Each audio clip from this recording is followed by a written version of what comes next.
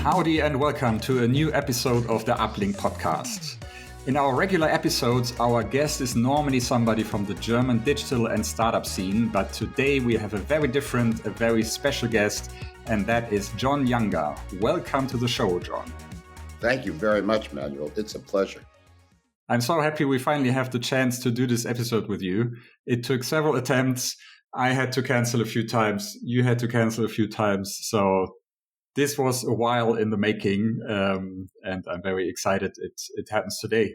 Very nice. Thank you for that. And I've got to tell you, I'm so glad not to have a cold this time, and I'm so glad you don't have a cold this time. Yes. We had dueling flus for about a month. Absolutely. So now is the time to be healthy. So I thought about how to introduce you to people who don't know you, and I'd say in the world of freelancing and freelance platforms, you are known as what we call in Germany a bunter Hund. It's the name for a colorful dog. Thank you. Dog is very positive in this regard. It's like somebody everybody knows and somebody who seems to know everybody else. So a lot of people I've talked to, when I mentioned your name, they were like, "Oh, Jon, yeah, sure, I know Jon." It was very surprising sometimes how known you are in this little world of freelancing and freelancer platforms that we live in. How did you get into this little world? Like, how did it come to the point where you said, okay, I want to focus on this, I want to make this my career, and I want to work with this kind of stuff for a long time? Sure. Happy to answer that question. It's a good one.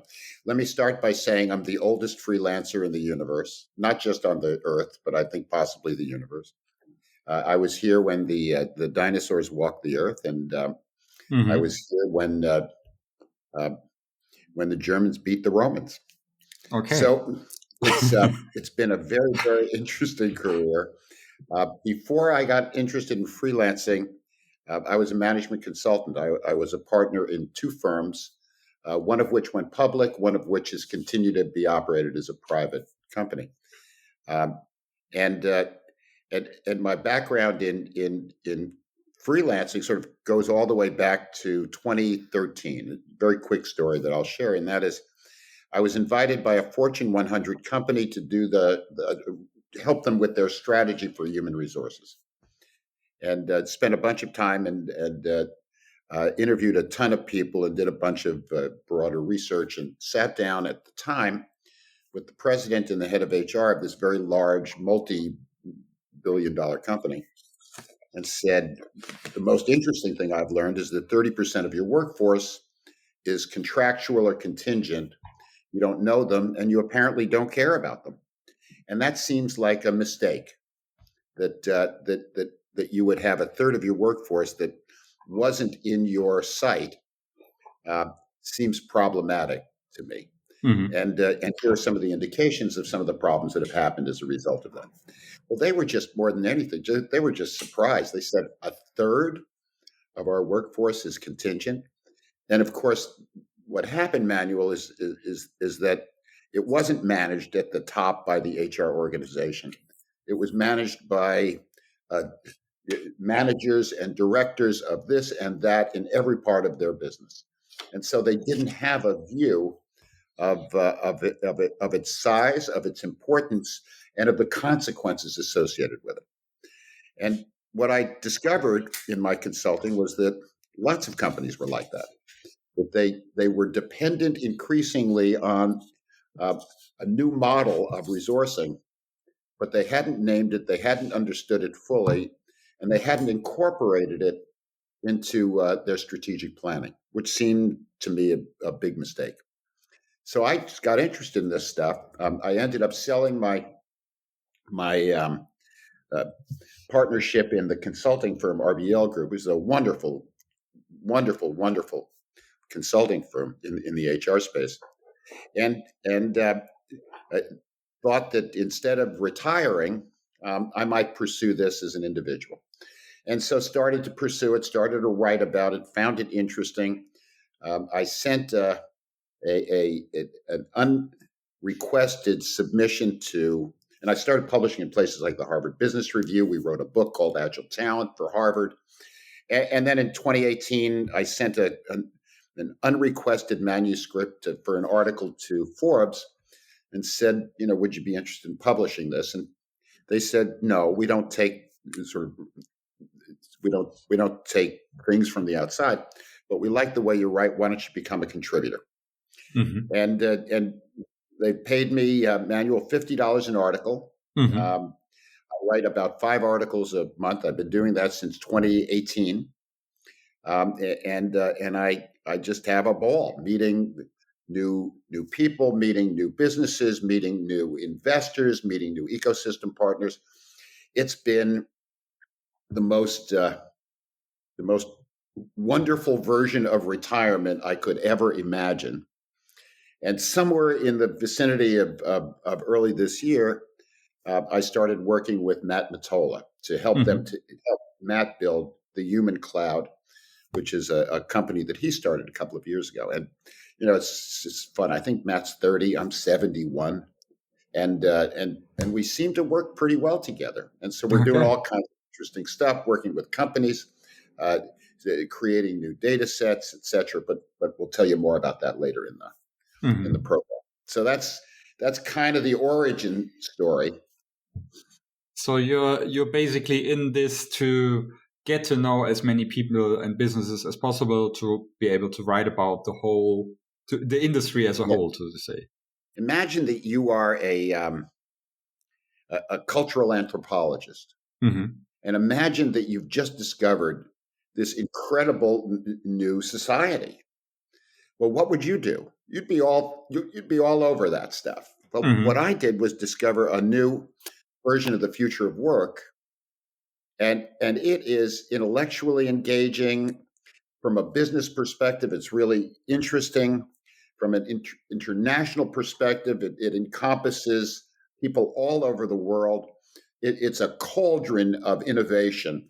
Who wouldn't have a good time checking this stuff out? So what I wanted to do was meet everybody that I possibly could that had some involvement in the creation of this new philosophy of work, this new format of work, because nobody else was writing about it. And it seemed to me that it was important that somebody write about it other than those silly stories about, you can make $1 million by doing blah, blah, blah, blah, blah. Yeah. I wanted to talk about the societal impact of it rather than individuals who made a lot of money. So still doing it. You mentioned the future of work. It's a term that's often said in the same sentence as freelancing, as remote work, and so forth. Do you think that the future of work, not like the term, but the actual future of work, like how the way we will work in 20, 30, 40, 50 years from now, will be completely freelance, or will it be, I read some statistics, I think a while ago, that at some point, not to find the future, like more than half of the US workforce will be freelance. Is that still on point? Like, will it grow like that at some point 80, 90% are working freelance? Or well, so let's add some perspective to that. It's a great question, and there's a lot of stuff to unpack. The first is more than 50% are freelance now, really, but not full-time freelance.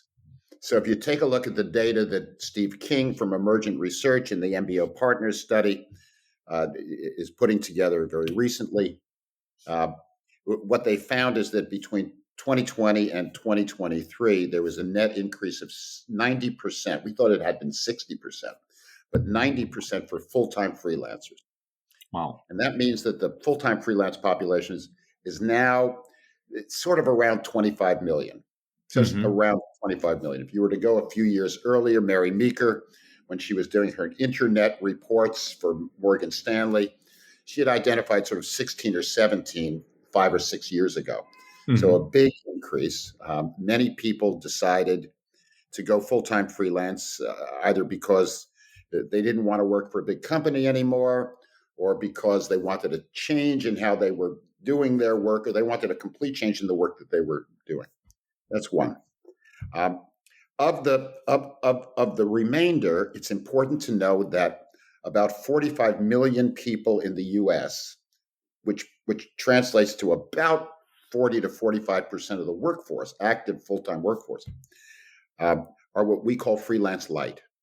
And what we mean by freelance light is they've either got a side gig or they're moonlighting or something like that. And so they're kind of in this interesting combination phase, Manuel, which is on the one hand, they're thinking like freelancers. And on the other hand, they've also got a full-time job. The craziness of this situation is that employers aren't taking advantage of the wonderful new skills that these freelance light people provide. I mean, they're doing all of the things that one does to build a business. They're hiring or they're firing. They're investing. They're dealing with clients. I mean, all of that stuff. They're making choices around technology. You would think that any big company would want somebody like that has that additional perspective, but in fact, they're not even asking. So they don't know. And most companies are reluctant to allow people to do a side gig. And so they're not getting the benefit of that. Why do freelance light people choose not to be freelancers full time? And that's an important question within the larger question you asked. We will have more freelancers. That'll happen. It'll happen because, as Tim Sanders at Upwork said a little while ago to me, who wouldn't want to work for three great companies, instead of just one great company? Wouldn't you want to have a portfolio as opposed to just sticking with one place and only being able to learn from that one place?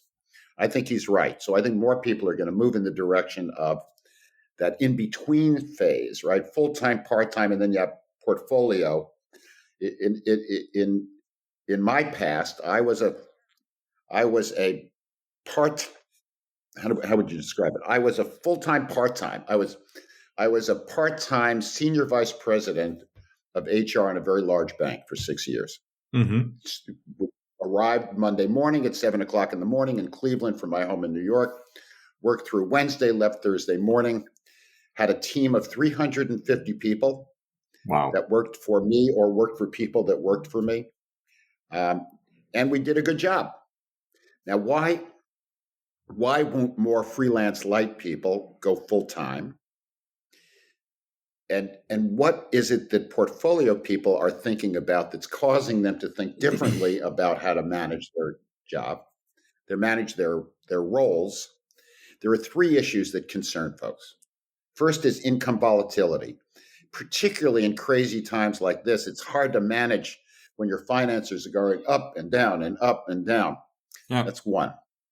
Second, one of the nice advantages of working for a big company is you get benefits. You get time off, you get training, you get other sorts of stuff. And freelancers miss that. They regret not having access to training, for example, because they know the importance of staying up to date. And the third is that it can be lonely. It's just as simple as that. I was walking around Midtown Manhattan yesterday with my wife and two cousins who were visiting. And what was wonderful to see was people walking in groups, talking and chatting and looking like they were having a good time. People missed that for a couple of years. We were all in COVID hell. But the reality is that somehow or another, we have to decide that freelancing doesn't mean that you're lonely. Freelancing doesn't mean that you're working in a garret on the third floor of a home or a small apartment by yourself, et cetera, et cetera. Now, we can solve all three of those problems, Manuel.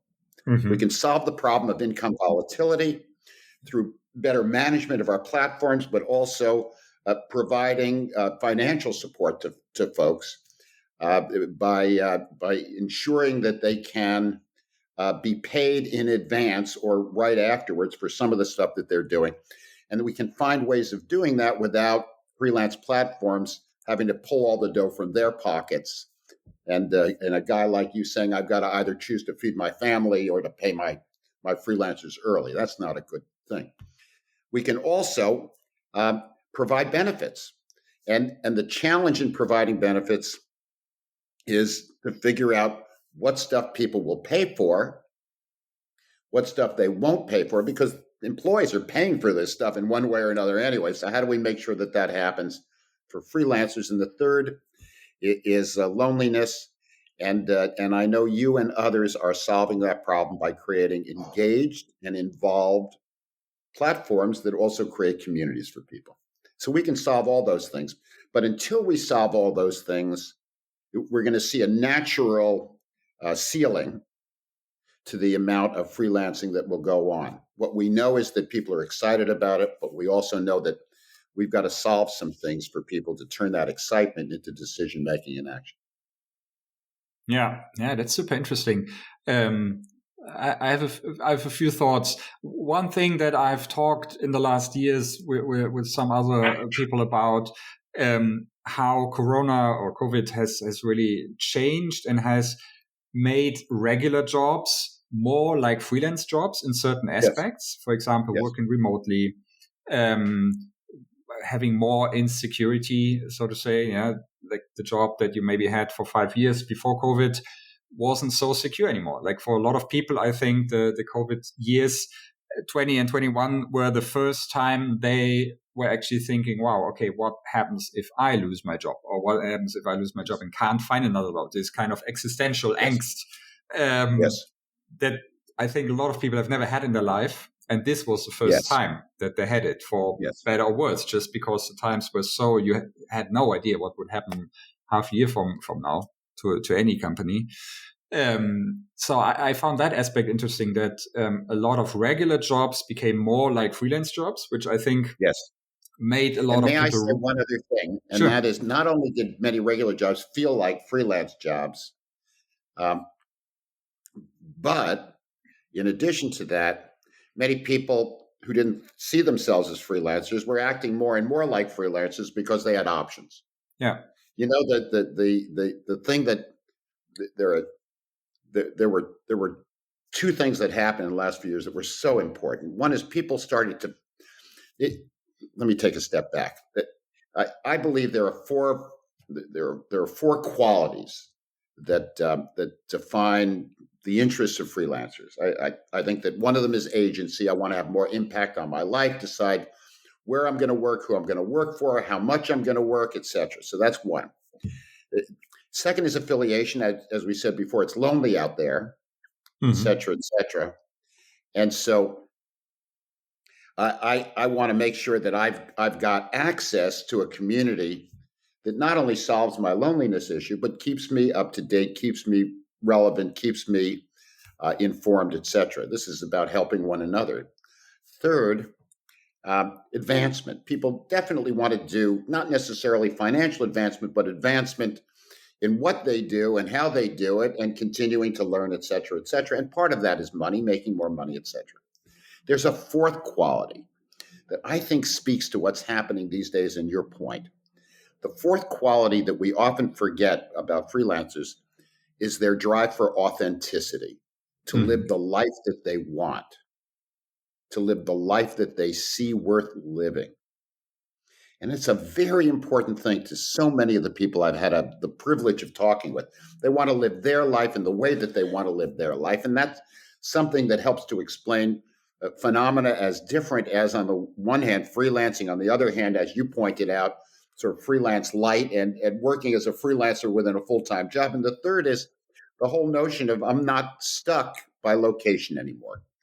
And so we're seeing data that says as many as 70 million people around the world by 2030 may be people that are, what do they call them? The people that are living wherever they wish and working nomads, from there. Digital nomads. Yes, absolutely. Yes. And how extraordinary that is. So technology and the times are opening up all sorts of possibilities that we'd never even thought of before. And I think that's something that comes back to a very important point that you made, and that is people increasingly have confidence that they don't have to keep this job or their family will starve.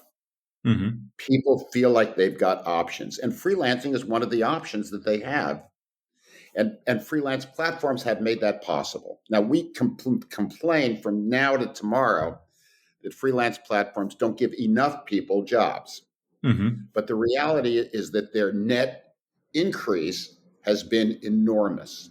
And that if you take a look at all of these platforms and you say to yourself, how are all of these platforms influencing things? The answer is they're giving people another door to walk through Mm-hmm. that they did not have before. Mm-hmm. Now, you got to learn how to walk through that door. You got to learn how to be a good member of the community. You got to learn how to get work, etc. But it's wonderful to see people having what they perceive to be a true alternative. Mm-hmm. So now there are dozens of freelancer networks and communities all around the world, and I don't know, you probably know close to 100% of them.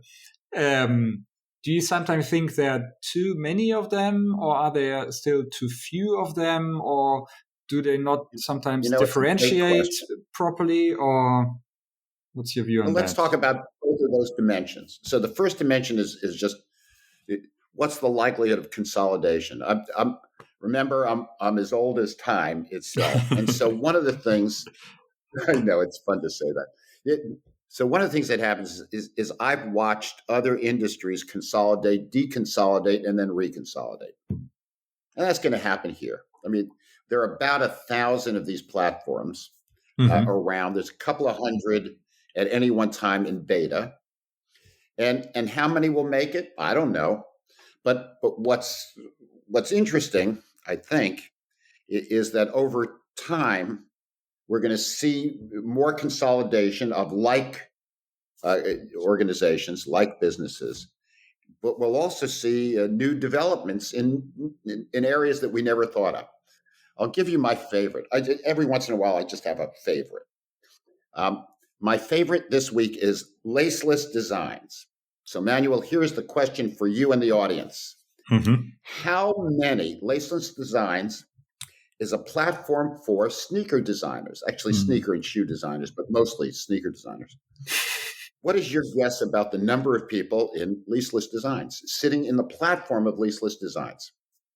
The number of people who are actually designing shoes. Active designers of sneakers and other shoes that are freelancing in the way that they do it, either part or full time. Wow. What number? Well, if you ask like that, it's going to be a high number. I don't know. It sure the fuck is. 5,000? 50. 50,000. Wow. There are 50,000 folks around the world that are part of Laceless Designs, helping companies as varied as Nike and Adidas and my favorite Hoka to design sneakers for the present and the future. It's really quite extraordinary. Absolutely. And when you realize how much money there is in sneakers, I mean, look at the guy Kanye West, right? He became a billionaire designing sneakers that weren't even that interesting. I mean, just really, really something. So what we're seeing is the ability to consolidate professions and industries that were not consolidated up to the point. I mean, who the heck knew, right, how many designers there were in Germany versus France versus Jordan in the Middle East? Yeah. And so it's very exciting that we're creating new opportunities for these guys to come together and build a bigger and more important industry than the one that they've been in up to that point. So I think that's part of it. I think the other part of it is there's a lot of platforms that were a great idea that didn't work out. And I think that the other is that we're seeing more and more interest in consolidation itself, because the reality is many of these platforms aren't able to be financially prosperous on their own, but they could be with greater volume and greater economic efficiencies associated with that volume. Yeah. We're also seeing the other side of that, Manuel, and that is there are an awful lot of platforms that are so big that it doesn't make sense anymore. So here's another question for you. Freelancer.com is the largest global platform. How many people are in Freelancer.com? I think I even read that number in one of your recent articles. Not was it freelancer.com? I don't know, but like what the biggest was? 1 million. 59 million. 59 million. They have 59 million accounts on freelancer.com. Freelancer.com. Matt Barry, who runs freelancer.com, has a few more subjects than the Kingdom of Saudi Arabia. Okay. It's just wow. Yeah. So you've got all of that. I mean, huge numbers. Mm-hmm. And then the reality is you've also got these really small platforms that are small and neat and powerful and doing some really interesting stuff. And sometimes these small ones are doing a lot better than bigger ones because they've got more people working. Because they have more people working, more people want to join them. Because more people want to join them, they're able to offer new services and higher order services to their clients. And it becomes a virtuous cycle. Mm-hmm. So it used to be that I love saying this because it's slightly devious, that what we know is that in platforms and in men, size doesn't matter. Okay. There you go. There you go. It matters. You can make a lot of money at small platforms. You can sometimes make a lot of money in large platforms. But the most important thing, Manuel, is that it have a very, very clear superpower. Up until this point, most of these platforms were able to make at least some money because demand outstripped supply. I mean, that's just the reality. And so everybody got kind of their share. Mm-hmm. It's not the same anymore. And so you can't count on getting your share. So you've got to be much more clever about identifying what your capabilities are and how they distinguish you versus other competitors.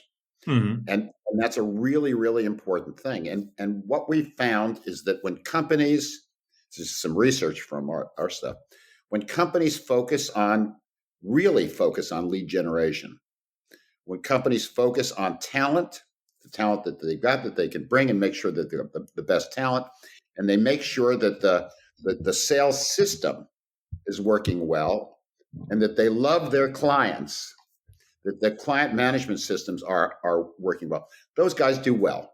Mm-hmm. But you can't get your share any longer. You can't wait by the phone or equivalent and expect to get business. There are too many alternatives. There are too many competitors.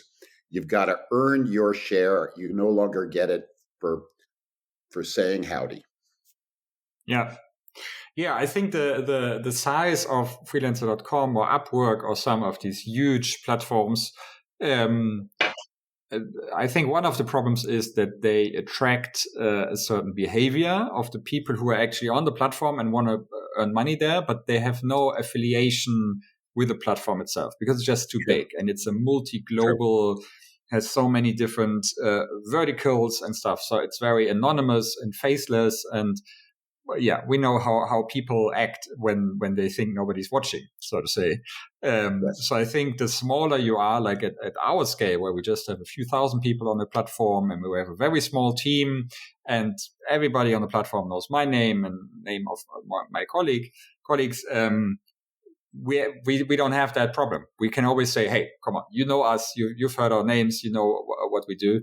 So the set of problems you have at different scales, I mean, those are the two extremes. And I would add to that, I think you're absolutely right. And I would add to that, even at 1/10 your size, you can actually do a very good business. Sure. And so I'll give you one example. So one example is Shakers in Spain. Another example is Swerve, I think, in the Netherlands. Mm-hmm. And both of them have very small populations, several hundred as opposed to several thousand. But they are well designed. The qualifications are quite high, and they've worked very hard to build relationships with their clients, both SMB and in this case, if you're a consultant. One of the areas that you're working with is wealth management and investment management organizations, private equity and iBanking type organizations. So there are lots of different ways in which people can make this stuff happen, but they've got to be very clear about what they bring uniquely to the market, and then sell the hell out of it. Yeah. And I think like a huge platform doesn't always appeal to the freelancers, because a freelancer by design decided, okay, I want to work on my own. Maybe I want to work with some colleagues, but I want to be small and stay small. Yeah. So a platform coming along, like here in Germany, it's Malt. They launched a few years ago. They've bought Co-Match here in Germany. Now I think they renamed it or rebranded to Malt Strategy. And I think the feeling that a lot of freelancers have is they position themselves and they talk about themselves as the biggest marketplace in Europe, the fastest growing. We have, I don't know how many hundreds of thousands of people on that. Those are all qualities where no freelancer says, great, I want to be one of the 500,000 people on your platform. I mean, they try it out, but that doesn't inherently appeal to them. I think it appeals to clients, because they see it, okay, I have a lot more options. If I need an IT freelancer, I need a marketing freelancer, I need somebody from a different section, I can go, like Malt can be my one-stop shop. But for the freelancers themselves, it's not as appealing. I mean, it can work well in the end, but the wording or the branding has to be very different to appeal to freelancers. I think you're absolutely right. And you know, I would use the example of way back when in the early stages of the universe, when IBM created its PC business, and it had the good sense to move its PC business out of the headquarters into a place, in this case, Florida, and allow that team of 250 or 300 people to really be unique and distinct and make it happen. If you take that notion and you apply it to a Malt, let's use Malt as an example. And I know Vincent and Alex, the two CEOs, the co-CEOs, and I know they're smart guys, and I know they want to do the right thing. Absolutely. So what's happened, your point, and I think your point is a beautiful one, is that they may have 500,000 people across Spain, across Germany, across the Benelux, across the UK, and some other places, but they're creating smaller, more can't think of the right word, but smaller and closer units where people can develop a sense of identity. And so I love the point that you made. It turns out I got a really interesting note from Charlie Gregson. Charlotte Gregson is the head of Malt Strategy in the UK, and it's their main business in the UK is Co-Match. Charlie's doing a great job in building a unique community within the UK and building a unique strategy and identity for her organization. I think they're going to do the same thing in Spain. I think they're going to do the same thing in France. I think the hard part is, making sure that each of those parts, each of those units, or each of those communities is able to have a distinct voice. And if we're able to give them a distinct voice, then it gets interesting. If it just ends up being a blah blah blah from this huge place, then it's not going to work out so well. But I think that one of the things that Malt can do now, given its size, to your point, is it can do things that smaller platforms can't. It can invest in ways that smaller platforms can't. It can provide services to freelancers that smaller platforms can't. And I have great confidence that they'll do that, because the alternative to doing it is they're not going to be in good shape. But I'm eager, as are you, to see what comes of that stuff. You know, absolutely. The difference between Malt and Upwork, if we can use Malt and Upwork, Malt and Fiverr, Malt and Freelancer, because it's a different case, is that all of Malt is B2B. So that's very helpful, right? I mean, they may be going after enterprise, they may be going after SMB, they may be going after strategy consulting, or they may be going after IT. but they're all in the B2B case. The problem with a freelancer.com or a Fiverr or an Upwork is that they're a huge mall. And at one end of the mall is dollar store. At the other end of the mall, there's Louis Vuitton. So it can be very confusing. Do I want to be buying from the Louis Vuitton part when I'm really a Dollar General customer? So it gets very confusing around that stuff. So they've got to manage the integrity of their boundaries and the integrity of what their offer is, so that it's not so confusing, etc. I'm a Fiverr customer, designing little kids books for my grandkids, and every time they turn 2 or they turn 5, I'll design a little book, and I have this wonderful woman from Bangladesh that helps me to do that. But the cost is $250. Now, on the one hand, $250 isn't much as a ticket for business. On the other hand, it is enough for the lady in Bangladesh to become part of the middle class and to really help her family. So there's good stuff, and there's limitations in all of these models. Yeah, absolutely. I think those. So firstly, about Malt, I think what they're doing is great. I think there's a saying, I think, that you sometimes use. It floats all boats float higher or something like that. Yes. So yes. It's great the that rising tide lifts all boats. There you go. That's it. So I think it's great what they're doing. It's great that they're bringing this sense of, hey, you have to work with freelancers to bigger companies, and really enabling, especially in Germany, enabling some companies to work with freelancers. And I've talked to Vincent as well. He's a super smart guy. And I think they're doing the right thing. Also buying Comatch. Christoph, I've talked to him a few times. He also did some great stuff with Comatch, and they even posted some jobs on our platform a while back where we cooperated in that sense. So it's really great. But I think there's this inherent problem that you have when you want to be big. You have a lot of advantages, but you have to make sure that you continuously over the years continue to focus on the freelancers. So the freelancers don't end up feeling that they are a product being sold on a platform. Yeah, or I don't even like the word marketplace that much, because as a freelancer, I don't want to be like a product on a marketplace. But that's just me personally. But I really like your metaphor about the mall and the dollar store and Louis Vuitton. Because as you say, it's great for people in India, in Bangladesh, in a lot of parts of the world to be able to use these platforms. It's great for you because you're paying a relatively low rate based on your location, and it's great for them. They're doing good work and they're earning relatively good money for their location. So that is a perfect case. The reason why that might become a problem is that if a client, like you say, goes to the mall and sees these two kinds of stores, or a client is looking for an IT freelancer, another kind of freelancer, and sees people from Bangladesh for $5 an hour, and sees somebody from Germany or UK or US for 80, 90, 100 euros or dollars per hour, it's confusing.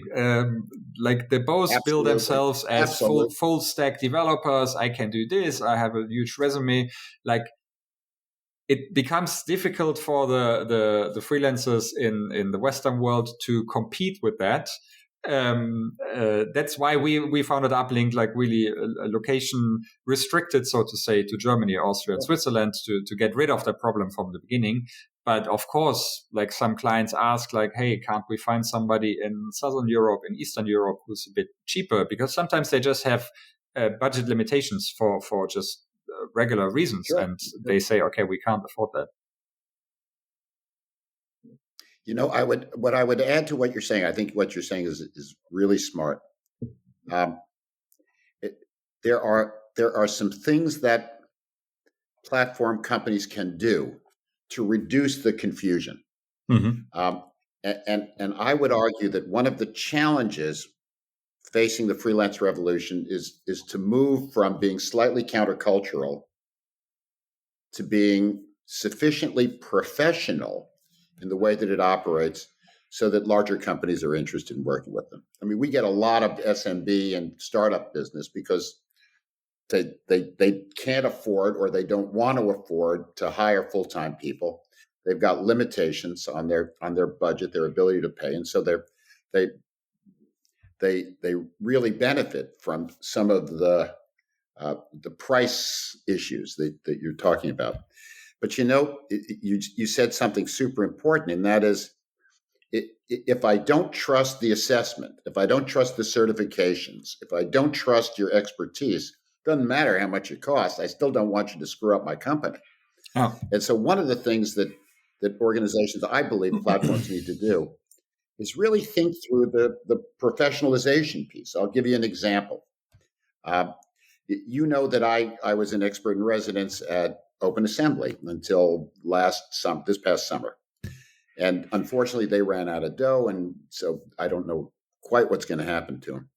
But one of the things that we did that I was very excited about was creating for them the Trusted Talent Partner Award, sort of similar to the J.D. Powers Award that you'd see in cars, but for freelancers. And the notion was a very simple one, and you were one of the early participants. Yes. Which is to say, how do we make sure that our clients think well of what we're doing, so that when new clients are interested, they've got a reference point that they can trust. So that's the first. Making sure that you've got good client data that says, that you're doing the job that you're supposed to be doing. That's the first. The second thing, in terms of professionalizing the workforce, is making sure that we provided the services that help our technical people, whatever their technology is, to continue to grow and prosper. What we know is that people really need, certainly these days, constant shots of sort of update. Where's the world at? Where's my tech at? Where's my profession at? In the area of consulting, for example, if you're a good consultant, let's say you came from McKinsey or BCG or Roland Berger, etc. The problem is that you may not know how to manage a digital transformation. Well, that's the big ticket right now in enterprise and large companies. They need to know how to transform their operations. If you don't have the background on that, if you don't know how to bring technology into that, if you're 20 years late in that stuff, you're going to have a hard time. So we've got to demonstrate that freelance platforms have been successful in the minds of other clients, so that I can trust you. Second, we've got to continue to provide education. We've got to find a way to pay for that, obviously, or to arrange that, or to make that happen. And the third thing is we've got to provide more work for more people. Just as simple as that. Right now, in most of the platforms of above a certain size, maybe 5 or 10% get work. Mm-hmm. That's not enough. And so what happens is, if you're only 5 or 10% get work from this platform, it's really hard for me to invest in the platform, to get engaged in the platform. So I end up seeing it as transactional rather than a strategic relationship. In 2021, if you were to ask people how many platforms they were part of, very few people said more than 3. Very few people said. It was 1 or 2. If you were to look now, most people are saying 3 to 4. So they're treating it as a transactional experience because they're not getting the value from being part. That creates a problem for platforms, because that means more freemium and not enough premium. And so they don't have money coming in different ways. And so there's a whole bunch of things that we've got to work out to make sure that the population is the right population, it's the right size of population, people are able to work, we're doing the right things to get them work, and we're managing financing so that it's a win-win for both parties, for both the folks that are building the platform and managing the platform and the people within the platform. Yeah. If we can work those 3 things, I think we're in much better shape. Yeah, absolutely. I agree. As you said, it's also a problem. The bigger you are, the fewer people have work, and it feels like the faster you're growing, the harder it is for the new people, or for the people who are already in on the platform, to feel like it's still their platform. It's kind of this, I heard an analogy with the endless summer of, what was it? I think when AOL started to send out these CDs where you can join the AOL network for free and you get like 30 hours or 40 hours, like before the regular internet really started off. You came into this AOL version of the internet. And the people who were already on there, and suddenly they had this huge surge of foreigners, so to say, coming in. And they didn't feel like it was their place anymore. And it was just overcrowded, and the people using it doubled and tripled and quadrupled like in a very short period of time. And I think that's what happens in a lot of freelance communities and freelance platforms as well. If it grows too fast, and if all the people you see are new people who haven't been there a month or 2 months ago, you lose the connection to. It's not a community anymore. It's a huge department store where millions of people are just running through, and you don't know the people anymore. Or the few that you know or knew, they're not there, or you can't find them among this huge mass. So I think that's always a case for growing slowly.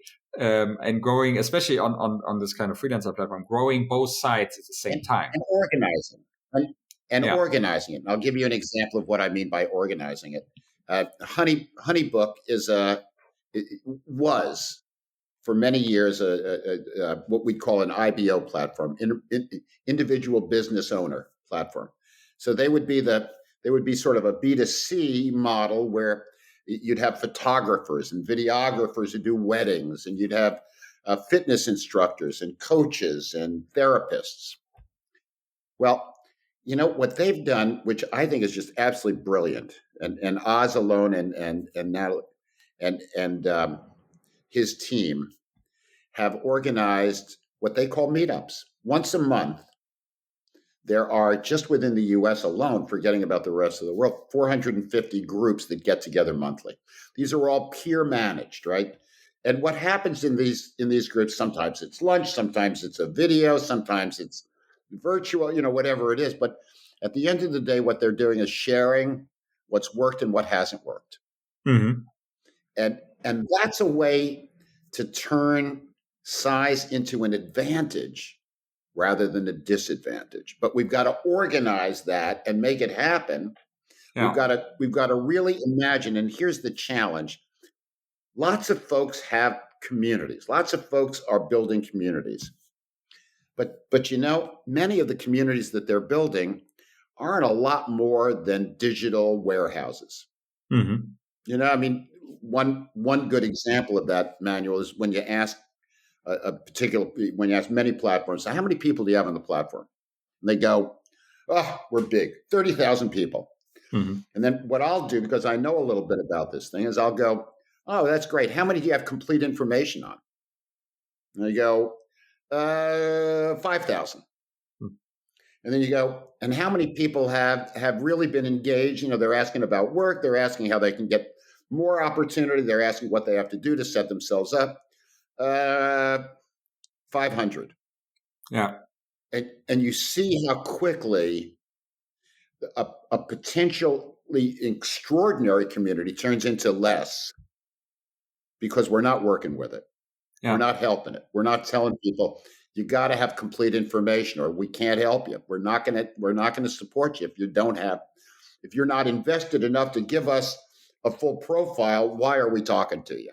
Yeah, etc. So I think there's a lot to go to make that happen, but we've got the material to potentially do that. Yeah, there's still this weird sense that it's good to have a lot of profiles in the database. Like when we talk to recruiters, sometimes they say, "Oh, we don't need uplink. We have a database of 50,000 people ourselves." And every decent programmer can sit down and write a script that fills your database with 50,000 profiles overnight.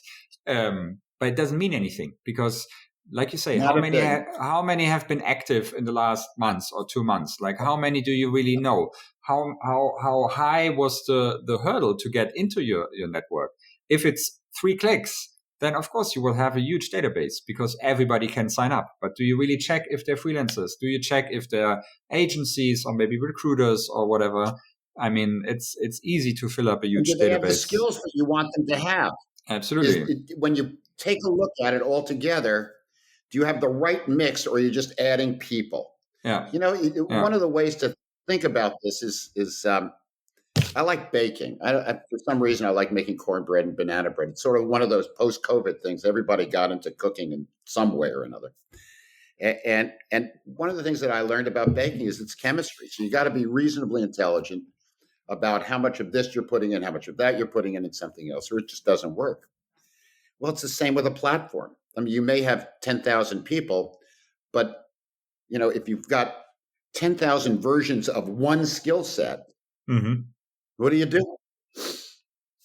Yeah, absolutely. It's a tough problem.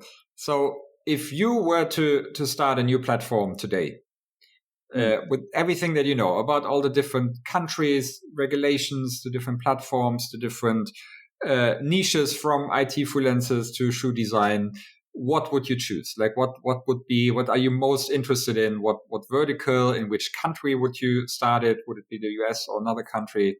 Great question. I may be a spoiler here, so please forgive me if I am. I wouldn't do a platform. Here's what I would do. I would remember, but it's not that I wouldn't do anything. I would remember that when they were looking for gold in Sutter's Mill in California way back in 1849, the people that struck real gold were the people that created Levi's jeans, that sold shovels. Yeah, that's a story I know. The people that sold the shovels. Exactly. And I think for me, one of the things that's a real hole right now, and we're hoping in Human Cloud to fill some of it, but others will fill other parts of it, to just provide tools and educational resources that support the platforms. I'll give you an example. I'll give you two examples of what I mean. One is, we're creating what we call, you were so nice to say the lighthouse, because it really is the thing we imagine when we put this together. We're creating a quarterly or more frequent freelance trend tracker. So what's going on in the freelance world from the perspective of the manuals and the Vincents and the Alexes who are also subscribers? I mean, what's going on? What's happening versus last year? What's happening versus last quarter? What's likely to happen the next quarter and the next year? It's crazy that nobody's ever created that after taking a look at how large the freelance universe is. But we're very excited to create that. And that's going to provide support for guys like you and others that are thinking about investing, thinking about growing. What makes sense? There's another example, which is we think it's important to provide education. You were part of the Freelancer First study group. Not only the Freelancer First study group, but the first Freelancer First study group. And I will tell you that as a result of that study group, the focus of the study group was, if you believe that the rising tide that lifts all boats is the success of individual freelancers, your point earlier, then what do we do to create more success? And it turns out that there are three factors. We can provide clients with better information that helps them to use freelancers better. We can provide information to freelancers to help them to set themselves up more successfully. And we can create better automation, better machine learning, better AI in the platform itself, so that we're reducing friction. We're getting rid of dumb stuff. One example is, how much time do you spend working with clients on scoping when that could be automated to a greater extent? Yeah. So there's a lot of things that we can do that will help freelancers, that will help grow the participation of freelancers, and that will make sure that freelancers are in the best possible position to be successful. And that's what we're doing. We're in a second group now. I'm glad to say to folks that out of the first Freelancer First study group came five joint ventures or initiatives involving multiple companies. I know that you've taken some stuff and built on it in your platform.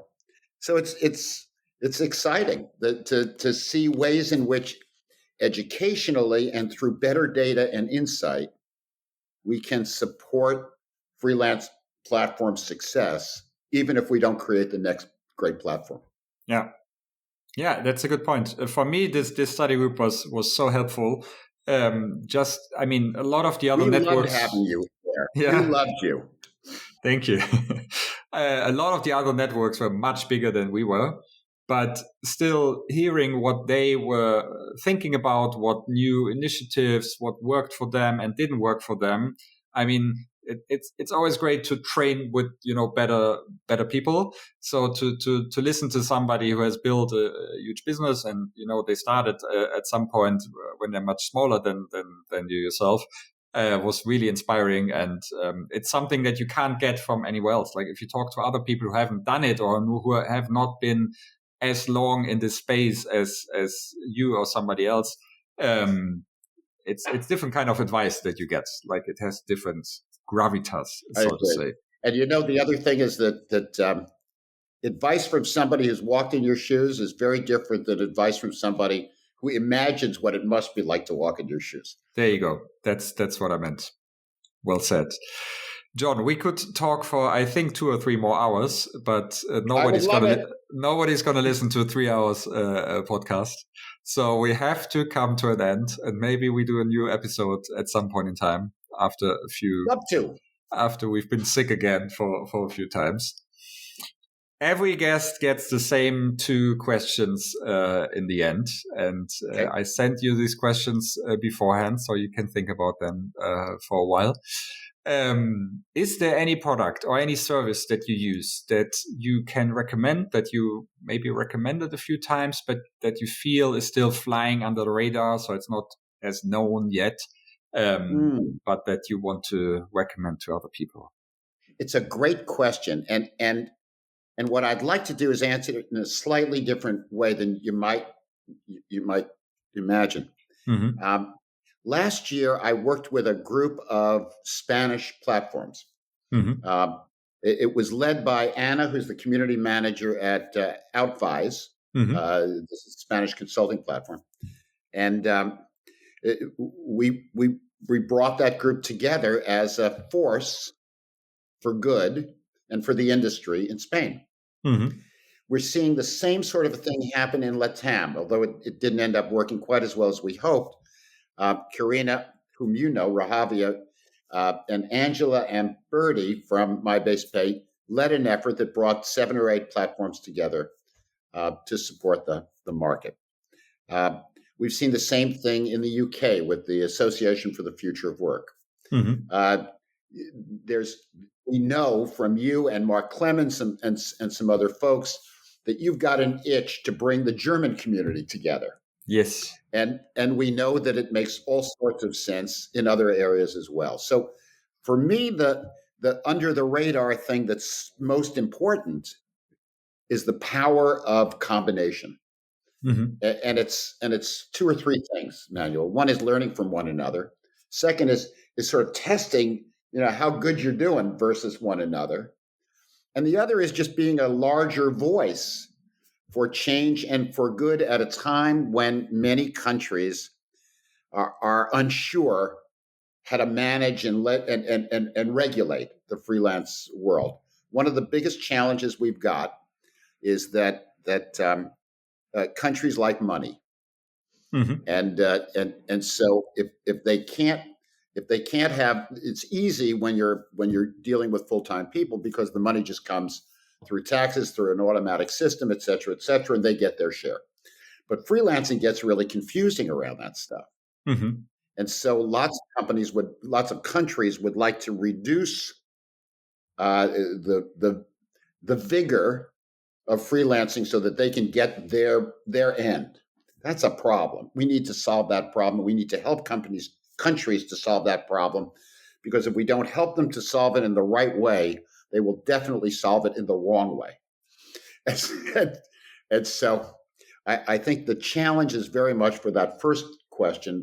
For me, the big challenge is thinking bigger and saying, how do we help countries and how do we help regions to adopt freelancing. And I'll give you one more story before you go to the next one, which is we're working with the Middle East through a platform called Kibrati, which is a very neat young platform working in the Middle East. And it's exciting to see what Saudi and some of the other countries in that area are doing to support freelancing. They see it as a possibility, et cetera. So maybe we can learn some stuff from there as well that will be applicable to other parts. Yeah. So that's the answer to the first. What's the second? The second question is if there's any book, any movie, any podcast, or anything else that you've seen or listened to or consumed, let's say, in recent times that you want to recommend, and not necessarily business related, but just something that kind of inspired you.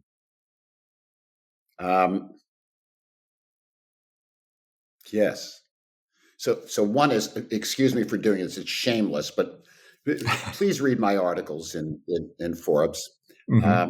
Please read Agile Talent, my book that was written a long time ago. It's probably out of date, but read it anyway.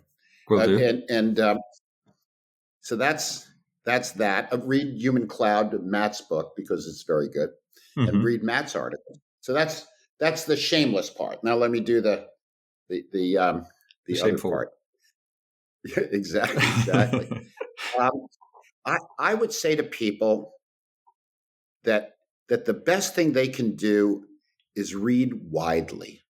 I know that sounds like but I think just read widely. So what are the things that I'm reading now for what it's worth? I'm reading one book about the shameful role of Belgium in the slave trade in the Congo and how that happened. There's a wonderful book on that. I've been reading a book about the history of Portugal during World War II and how they were able to maintain some semblance of neutrality and therefore wasn't overrun by the Nazis. Third, I'm reading a book called The Map of Salt and Stars, which is a book about a 12-year-old girl in 12th century Syria making her way to Spain. And what was really interesting about that book is that it was written by somebody who was making the decision to trans from a woman to a man, I think, as he was writing the book, as they were writing the book. And it's a fantastic book, and I would encourage anybody to read it. I think that's enough. But if I had one wish, it would be for all of us, just read widely these days. Even if it's depressing to read 2 or 3 newspapers, just look them over. And make sure that you're up to date in what's happening in the world, because there's so much happening in the world, good and bad, that you really need to have some sense of where it's all going. That would be my. Sorry to be a pain in the neck and not answer the right questions. No, it's great. That were some really good recommendations. We're going to include them in the show notes. I will ask you about the titles and everything later on. Sure. Fantastic. Great. So thanks for your time. Thanks for all the insights. And I really think we could just put on a new show with a few more topics. We didn't talk at all about AI. So. I would love it. Which Please. I think... and in the great words of Douglas Adams, The Hitchhiker's Guide to the Universe, thanks for all the fish. Thanks for all the fish. There you go. And always know where your towel is. That's right. Well done. On Towel Day. Jon, thank you again. And I'll talk to you soon. Take care. Bye-bye.